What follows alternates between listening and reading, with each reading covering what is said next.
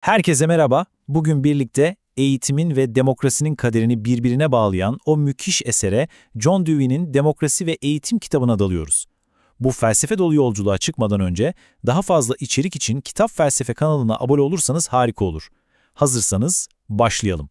Şimdi, Dewey'nin sorduğu o temel soruyla başlayalım mı? Bir anlamda düşünün. Üyeleri sürekli değişirken bir toplum nasıl ayakta kalır? Her nesil doğuyor, yaşıyor ve gidiyor. Peki gelenekler, inançlar, kurumlar yani bir kültürü kültür yapan her şey nasıl oluyor da devam ediyor? İşte bu, toplumsal hayatta kalmanın en temel bilmecesi. İşte bu sorunun cevabı Dewey'nin felsefesinin tam kalbinde yatıyor aslında. Hayatın kendisi, durmaksızın devam eden bir yenilenme süreci. Dewey'nin o can alıncı ayrımı tam da burada devreye giriyor. Bir taşa vurduğunuzda ne olur ki? Direnir değil mi? Ve sonra parçalanır. Yani dışarıdan gelen güce pasif bir şekilde boyun eğer. Ama canlı bir varlık o bambaşka bir şey. Çevresindeki enerjiyi, kendi varlığını devam ettirmek hatta büyümek için aktif olarak kullanır. Hayat pasif bir şekilde var olmak değil, aktif bir kendini yenileme eylemidir. Ve Dewey işte bu müthiş yenilenme fikrini alıyor, biyolojiden çıkarıp toplumun tam merkezine koyuyor. Tıpkı canlı bir organizma gibi bir toplumun da gelenekleri, inançları, kurumları hayatta kalabilmek için sürekli olarak yeniden doğmak zorunda. Yoksa nesiller değiştikçe silinip giderler. Peki bu sürekliliği sağlayan sihirli mekanizma ne? İşte Dewey'e göre cevap bu: eğitim. Eğitim, bir toplumun kendini bir nesilden diğerine aktararak hayatta kalmasını sağlayan o temel mekanizmadır. Yani sadece bir kurum değil, adeta bir yaşam zorunluluğudur.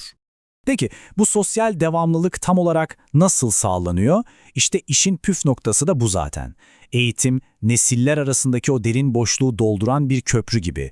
Toplumun kendine özgü yaşam biçimini yeni doğanların tecrübesizliğinden alıp grubun birikmiş bilgeliğine taşıyor. Fakat şunu unutmamak lazım, her aktarım aynı kalitede, aynı doğada olmuyor. Bu eğitici sürecin niteliği tamamen hizmet ettiği toplumun yapısına bağlı. Gelin şimdi bu sürecin en ideal haline, yani demokratik bir toplumda nasıl işlemesi gerektiğine bakalım. İşte bu alıntı, Dewey'nin demokrasiyi nasıl temelden, kökten yeniden düşündüğünü gösteriyor. Bakın, demokrasi çoğumuzun sandığı gibi sadece birkaç yılda bir sandığa gitmekten ibaret bir şey değil. Hayır, demokrasi en temelde insanların bir arada yaşadığı, deneyimlerini sürekli paylaştığı, canlı, nefes alan bir organizma gibi. Peki, bu birlikte yaşama biçimi dediğimiz şey, pratikte neye benziyor? İşte bu iki madde bunu harika özetliyor. Birincisi, ne kadar çok ortak ilgi alanımız varsa ve bunlar toplumun ne kadar geneline yayılıyorsa ve ikincisi, farklı gruplar arasındaki duvarlar ne kadar geçirgen hale geliyorsa, yani birbirimizden ne kadar özgürce öğreniyorsak, işte o toplum o kadar demokratiktir. Ve işte o can alıcı bağlantıyı tam da burada kuruyoruz. Madem ki demokrasi dışarıdan bir zorlamayla değil de insanların gönüllü katılımıyla ve ortak çıkarları fark etmesiyle yürüyor, o zaman eğitime olan ihtiyacı bambaşka bir seviyede.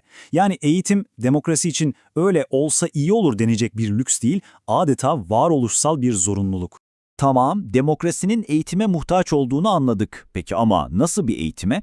Bu özel eğitimin nihai hedefi ne olmalı? Şimdi Dewey'nin belki de en radikal fikirlerinden birine geliyoruz, gelişim kavramına. Bakın, gelişim öyle varılacak son bir durak, ulaşılacak bir zirve değil. Hayır, Dewey için gelişim hayatın ta kendisi.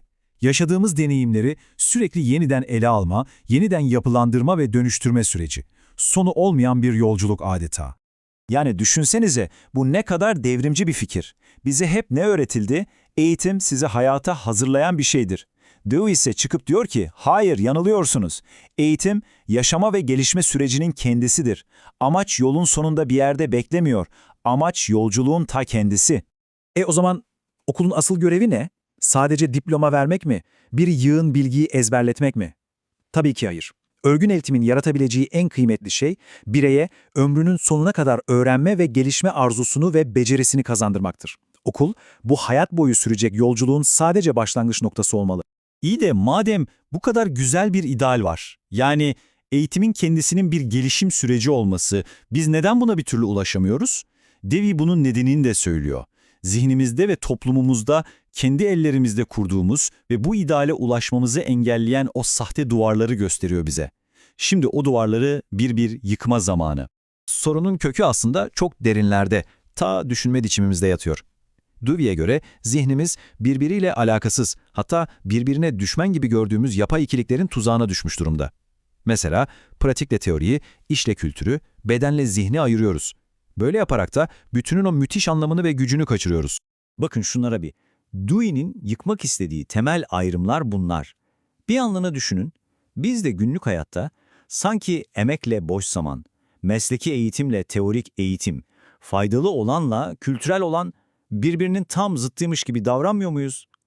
İşte bu sahte ayrımlar eğitim sistemimizi de, düşünce yapımızı da içten içe kemiriyor.